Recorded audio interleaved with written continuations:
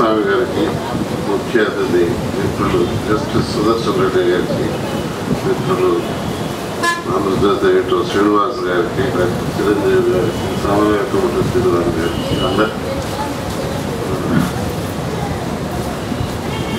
అందరికీ నా నమస్కారం. సభికులందరికీ నమస్కారం. తర్వాత ఈరోజు వచ్చిన తర్వాత చూస్తే ఈ లిస్టు జస్టిస్ గారు ఎంత ఆశ్చర్యపోయారో నాకు కూడా ఆశ్చర్యం వేసింది. ఎందుకంటే ఇన్ని 5 సంస్థల సంయుక్త కార్యాచరణ ఇది ముఖ్య ఉద్దేశం తెలంగాణలో జరుగుతున్న ఆత్మాహుతులను నివారించడం. అది మనం మర్చిపోకూడదు. దానికి కారణం ఏమిటనేది ఇప్పుడు ఈ 4-5 ఏళ్ళ నుంచి ఎన్నో విశ్లేషణలు జరిగినాయి. నేను చెప్పింది చెప్పడం నా ఉద్దేశం కాదు. కానీ నాకు ఇప్పుడు 68 ఏళ్ళు. మా మిత్రులు శ్రీనివాస్ గారు చెప్పినట్టు నేను చిన్నప్పుడు 1948 మన పోలీస్ యాక్షన్ కంటే ముందు మా నాయన పోలీస్ పట్టలు ఉండే మా ఊళ్ళే దర్గాం పథకాలు.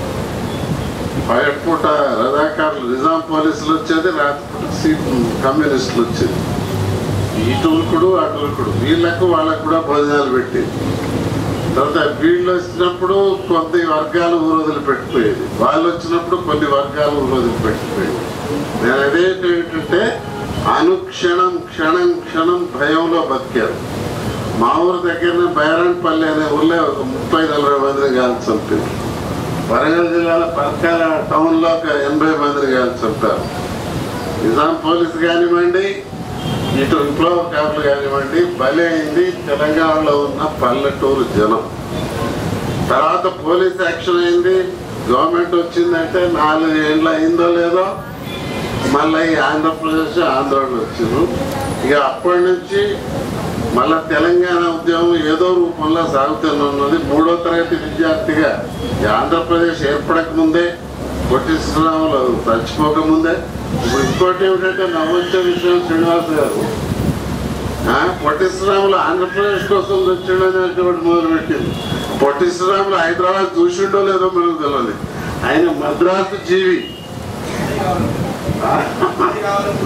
ఆంధ్రప్రదేశ్ కోసం, ఆంధ్రలో సమాన సౌభాగ్యం కోసం తెలంగాణ అని ఒక లొల్లి పెడతాను. ఇట్లా మిస్లైడ్. ఇది ఒక మంచి ఉదాహరణ మాత్రమే.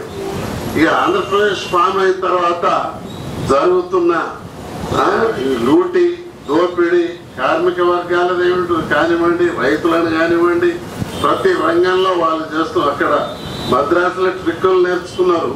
అక్కడ వీళ్ళకంటే తెలుగు కలవాలి వాళ్ళ దగ్గర చేతగానే వీడికి వచ్చి మన మీద చూపిస్తారు. వాళ్ళ అన్ని 420 గాళ్ళు అంత వీళ్ళు చేయని నేరాలు లేవు. ఇండియన్ పీనల్ కోడ్ భారతీయ శిక్షాస్కృతిగా. ఇందాక నేను జోక్గా మన సుదర్శన్ రెడ్డి సాబ్తో అన్నా ఏంటంటే, అది రోజుకో పేపర్లా వీడు 100 కోట్లు తిన్నాడు, వాడు 1000 కోట్లు తిన్నాడు, 50,000 కోట్లు తిన్నాడు అని వస్తుంది. మన తెలంగాణ వాడు 1 కోటి అనేది తినకపోయి ఇంత పేపర్లేదు. ఎంత చేతగానోళ్ళం మనం. తినటోడు వాడే, ఇచ్చినోడు వాడే, జైలుకు పెట్టాడు, ఇట్లు నోట్లో ఎక్కించుడు, తెల్లారి ఊచలు లెక్క పెట్టుడు, జైలు ఊచలు. ఇదే పని వాళ్ళకి. అచ్చా పోయేటోడు ఎట్లున్నారు మీ మధ్యన పేపర్లో చూసినారా మీరు? టీవీలో పోయేటోళ్ళు 2-3 నేరస్తులను చూసినా.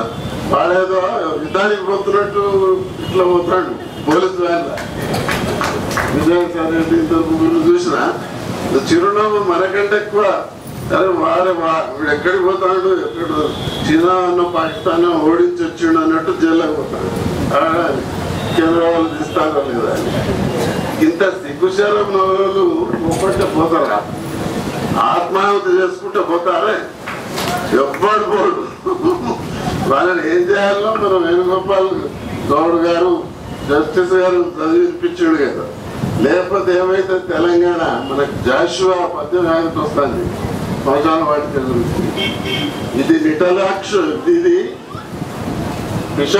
ఇది పిశాచులతో నిటలాక్షరుడు గజ్జె కదిలించి ఆడు రంగస్థలము. అట్లా అయిపోతుంది. ఇది మరణదూత తీక్షణమవు దుస్తులకు దృక్కులకు అవని పాలించు భస్మ సింహాసనము. ఈ భస్మ సింహాసనం మన 700 మంది మన యువతీ యువకుల చితా భస్మ సింహాసనం మీద నడుస్తున్న ఢిల్లీ పీఠము. హైదరాబాద్ పీఠాన్ని పికిలించి పీక్తే తప్ప మనకు తెలంగాణ రాదు. ఇందాక వెంకటస్వామి గారు చెప్పినట్టు ఇప్పుడైనా మీ కమ్యూనిస్టుల పనే అది కదనండి, పేరిస్తేసుడు ఎక్కడ గవర్నమెంట్ జాగాలు ఆక్యుపై చేస్తున్నారు.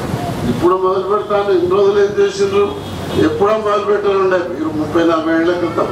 అంటే మీ పూర్వీకులే కమ్యూనిస్ట్ పార్టీలో మీకంటే ముందు వచ్చిన వాళ్ళు మొదలు పెట్టారుండే. ఇప్పటికైనా పనికి పోతున్నందుకు కంగ్రాచులేషన్స్. నిర్మాణాత్మక పని చేయాలి. ఎవరైనా చెప్పుడు ఇది బట్ ఏం చేస్తావా పలానా దానికైతే ఇట్లా చేస్తా అని అట్లా నిర్మాణాత్మకంగా కార్యరూపంలో చేయడం మా పాలసీ డిపార్ట్మెంట్లో అలవాటు. సో ఈ కార్యరూపంలో పెడుతున్నారు కాబట్టి దీనికి నా సంపూర్ణ సహకారాలు, మీ అందరూ సహకారాలు ఇవ్వాలి.